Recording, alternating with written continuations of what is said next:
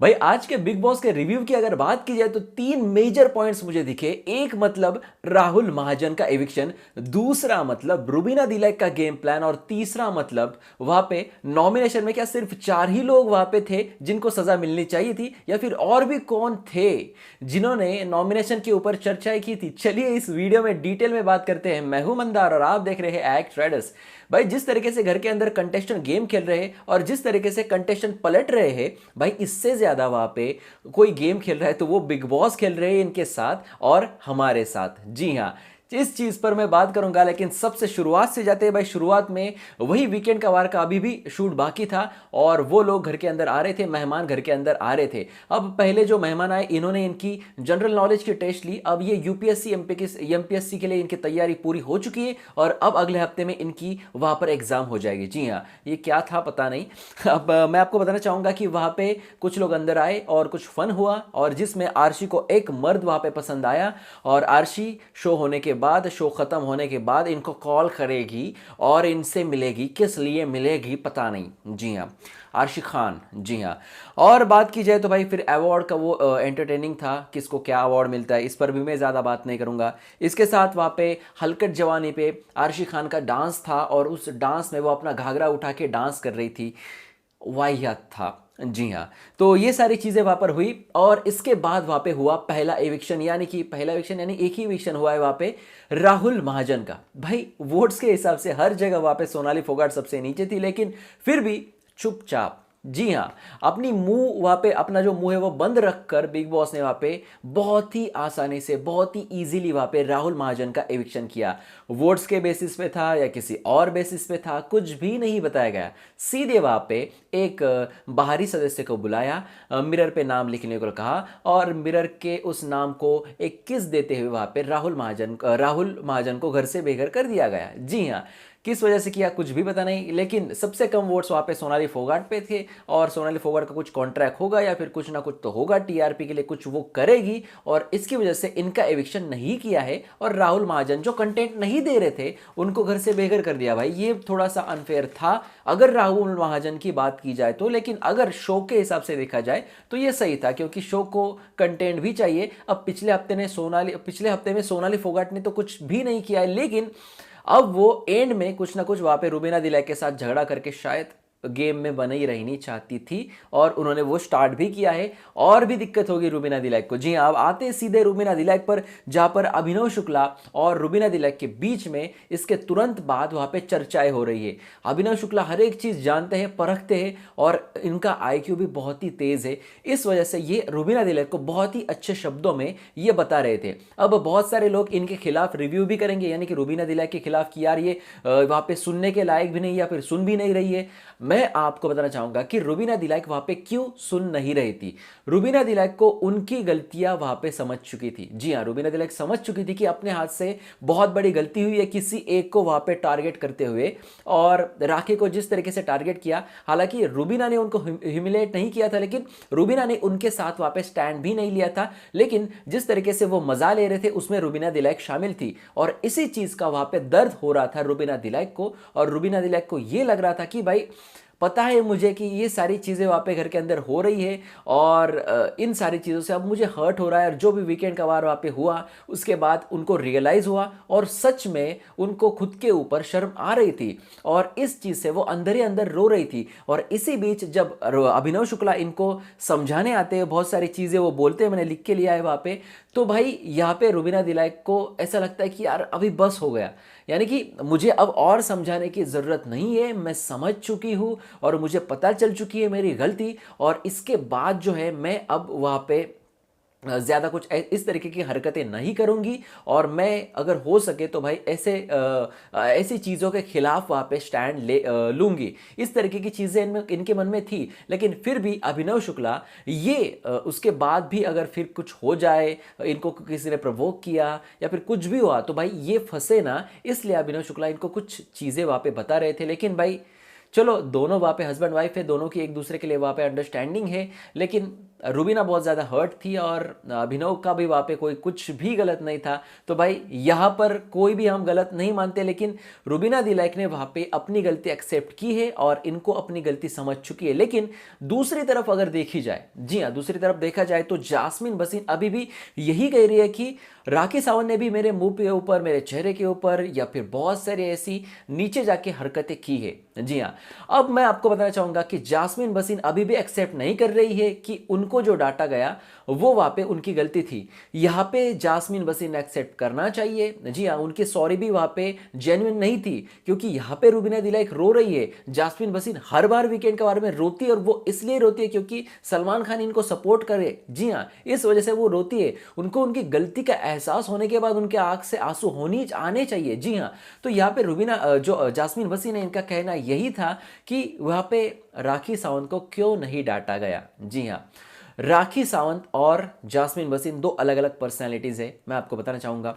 और सलमान खान हो या फिर ऑडियंस हो या फिर बहुत ज्यादा फैंस हो, ये फैंस जास्मिन भसीन की तरफ से राखी सावंत जो भी करती है उस तरीके की हरकतों की उम्मीद नहीं रखना चाहते। और ये हरकतें जब जास्मिन भसीन की तरफ से हो रही है तो इस बात पे वहां पे सलमान खान ने इनको डांटा, क्योंकि इनको वो ये बता रहे थे कि जास्मिन भसीन, आप जास्मिन भसीन हो, आप राखी सावंत नहीं हो, इसलिए आप ये जो हरकतें कर रहे हो ये बाहर बहुत ही ज्यादा घटिया लग रही है और आपको इससे बाहर निकलना चाहिए। अब भाई ये रुबीना दिलैक ने वहां पे पॉजिटिव वे में लिया और उनको अपनी गलती समझ में आ गई। लेकिन दूसरी तरफ अगर देखी जाए तो वहां पे जास्मिन भसीन को अभी भी ये लग रहा है कि भाई उसने जो किया और जो भी मेरे साथ जैसा करता है मैं भी उनके साथ वैसे ही करती हूं। तो भाई आप में और सामने वाले में फर्क क्या रहता है? यही जो लाइन है, ये लाइन वहां पे राहुल वैद्य को जास्मिन भसीन ने कही थी। तो भाई आप में और सामने वाले में फर्क क्या रहा? सामने वाला आपके साथ जैसा करे आप उसके साथ वैसा ही करोगे। तो जी हाँ, तो यहाँ पे कहीं ना कहीं जास्मिन भसीन को इससे और ज्यादा आगे बढ़ना होगा और अपने कदम वहां पे ट्रॉफी के तरफ डालने होंगे, ना कि राखी सावंत के पीछे पीछे या फिर किसी भी दूसरे कंटेस्टेंट के पीछे जो आपके साथ किस तरीके की कंटेंट के लिए वहां पे फाइट्स या फिर जो भी करता है वो। जी हाँ, और ये वहां पे बहुत जल्दी परख लेना चाहिए जास्मिन भसीन को, नहीं तो इनको आगे जाके गेम में दिक्कत हो जाएगी।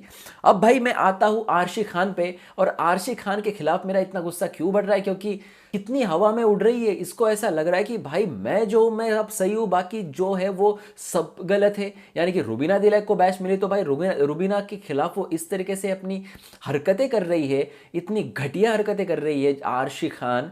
मतलब इसको अगर कुछ चीजें हो कि चलो आर्शी खान यहाँ पे सही है और बड़े अच्छे पॉइंट पे वो लड़ रही है, जैसे कि सिद्धार्थ शुक्ला आसिम का झगड़ा होता था कि भाई बहुत ही अच्छी तरीके से वो दोनों भी अपने अपने पॉइंट्स रखते थे। यहाँ पे आर्शी खान किस तरीके से बातें करती है। मैं एक पॉइंट आपको बताना चाहता हूं, जब लगेज रूम का एक झगड़ा चल रहा था आज के शो में, आपने देखा होगा किस तरीके से घटिया था वो लगेज रूम। तो यहाँ पे आर्शी खान राखी सावंत को बोल रही थी, यहाँ पे आके बड़े बड़े बातें कर रही है, चल काम कर काम कर, काम करके दिखा वगैरह। तूने कितना काम किया वहां पे लगेज रूम साफ करने में? तूने कहा कि किसकी मदद की? अब वहां पे उसका सामान नहीं था तो बाकी लोग वहां पे अपना अपना साफ कर रहे थे और आर्शी का कहना यह था कि तू बाकी लोगों को भी वहां पे मदद कर, राखी को यह कहना था। तो आर्शी कहाँ पे मदद कर रही थी? वहां पे तो सिर्फ चबर चबर चबर बातें ही कर रही थी। मतलब आर्शी खान वाहियात एक लेडी के रूप में सबके सामने आ रही है और ये वर्ड मुझे इसीलिए वहाँ पे इस्तेमाल करना पड़ रहा है क्योंकि बिल्कुल भी वो किसी भी चीज़ में वहाँ पे अच्छी नहीं दिख रही है। जी हाँ,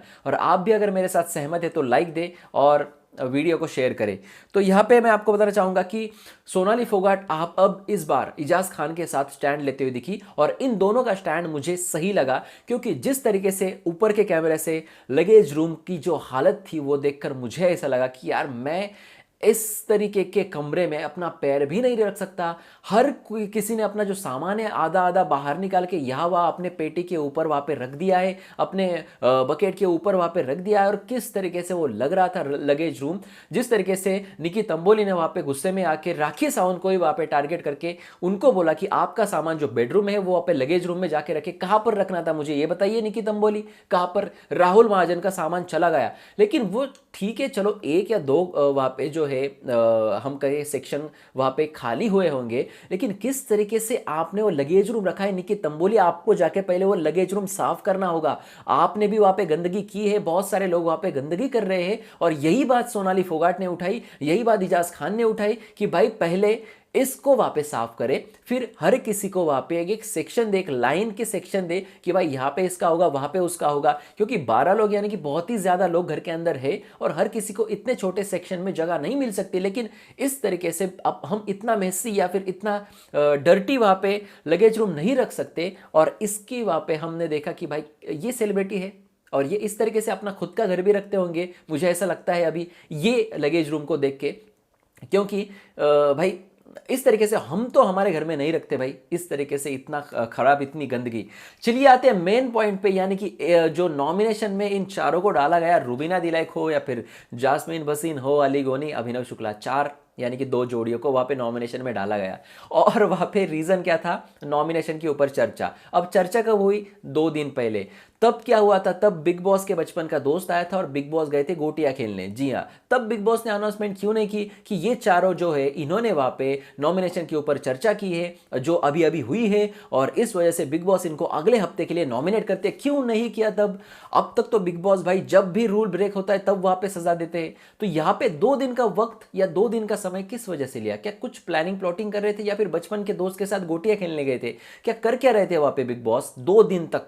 जी हाँ, तो यहां पे अब इनका कहना यह है, मैं पॉइंट पे आता हूं कि 4 लोग वहां पे नॉमिनेशन का डिस्कशन कर रहे थे। जी हाँ, अब क्या ये 4 ही लोग नॉमिनेशन का डिस्कशन कर रहे थे? मैं आपको बताना चाहूंगा कि राहुल वैद्य और निक्की तंबोली भी इसमें शामिल थी।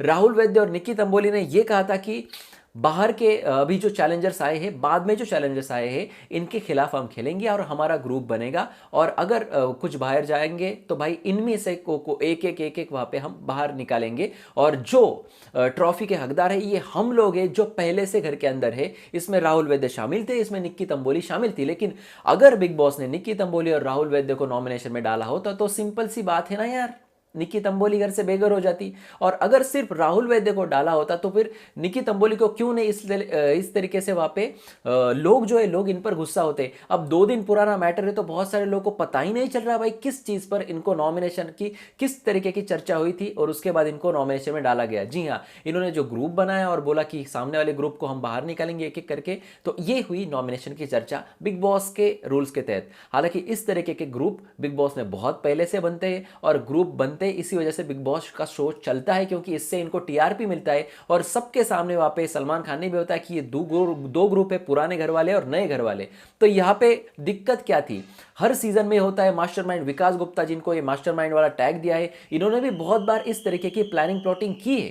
तो भाई यहां पे दिक्कत क्या थी बिग बॉस को, और 2 दिन बाद इन्होंने ये मुद्दा उठाया और 4 लोगों की वहां पे नॉमिनेशन में डाला। तो अब इससे पहले एक छोटा स्मॉल वीडियो बनाकर मैंने आपको बता दिया है कि अभिनव शुक्ला को निकालने के लिए बड़ी प्लानिंग है। अभिनव शुक्ला को क्यों निकालेंगे, क्योंकि अभिनव शुक्ला ने वहां पे रुबीना दिलैक को बहुत अच्छी सलाह दी, आज के एपिसोड में आपने देखा, और रुबीना दिलैक को झगड़े ना करने की सलाह दी, क्योंकि बहुत सारे लोग इनको प्रवोक करेंगे जैसे कि आर्शी खान वगैरह, तो आप वहां पे चुप रहे। लेकिन अगर रुबीना दिलैक चुप रहेगी तो क्या बिग बॉस को टीआरपी मिलेगा?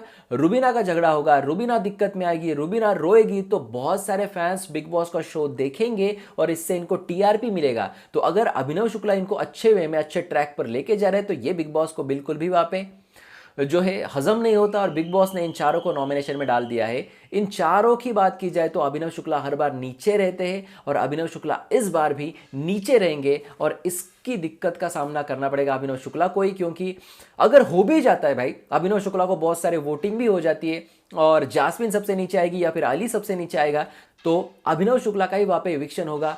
ये भी बात आप लिख के लीजिए। जी हाँ, ये बात बहुत मैं बड़ी बात यहाँ पे बोलना चाहता हूँ, क्योंकि भाई बिग बॉस का शो जो चलता है वो कंटेंट पे चलता है और जो कंटेंट देता है उसी के हिसाब से वो उनको घर में रखते हैं। और इस बार यानी कि सीजन 14 में वहां पे ऐसे बहुत सारे अनफेयर एविक्शन हुए हैं जो पब्लिक वोट्स के हिसाब से नहीं हुए हैं। जी हाँ, फिर वो निशांत मलखानी हो जाए, सारा गुरपाल हो जाए या फिर शहजाद देओल हो जाए, स्टार्ट में हमने देखा है। तो भाई ये सारी चीज़ें वहाँ पे हो रही है और अभिनव शुक्ला का वहाँ पे एविक्शन होना वहाँ पे तय है। दूसरी चीज़ ये भी हो सकती है यहाँ पे ट्विस्ट की तरफ कि अगर अभिनव शुक्ला ने बहुत अच्छा गेम खेला और बिग बॉस को बहुत अच्छा कंटेंट दिया इस हफ्ते में, तो अभिनव शुक्ला सीधे जाएंगे वापस सीक्रेट रूम, या फिर जास्मिन का या फिर रुबीना का इविक्शन करके जो है इनको सीक्रेट रूम में रखा जाएगा, ना कि अभिनव शुक्ला को। जी हाँ, ये भी हो सकता है इस हफ्ते में। तो भाई इस हफ्ते के वीकेंड में तो भाई बढ़िया चीज देखने मिलेगी, क्योंकि वोटिंग लाइंस वहां पे ओपन है, तो भाई इविक्शन तो होगा ही होगा। ये एक बड़ा नाम वहां पे एविक्ट करके वहां पे ट्विस्ट ला सकते हैं बिग बॉस। लेकिन आपके हिसाब से भाई अगर इन 4 में से किसी एक का एविक्शन हो जाए तो वो कौन होना चाहिए, कमेंट सेक्शन में आप जरूर लिख देना। इसके ऊपर जो भी बड़ी खबर आएगी मैं आपको जरूर बताऊंगा। यही था आज के मेरे रिव्यू में। अगर आपको अच्छा लगा तो अपने दोस्तों में शेयर करें, और अगर आपको और भी ज्यादा न्यूज चाहिए तो हमारे इंस्टाग्राम @traders06 को आप फॉलो कर सकते हैं। उसकी लिंक है इसी वीडियो के डिस्क्रिप्शन में, तो जाइए फटाक से वहां पे फॉलो कीजिए। वहां पे मैं कॉन्टेस्ट भी ले रहा हूं और वहां पे हम बहुत सारी मजे कर रहे हैं। तो आइए हमारे इंस्टाग्राम पे वहां पे फॉलो कीजिए, यहाँ पे सब्सक्राइब करें। ये जो वीडियो अच्छा लगा तो शेयर करें, लाइक दे, और देखते रहिए आपका फेवरेट चैनल एक्ट राइडर्स। धन्यवाद।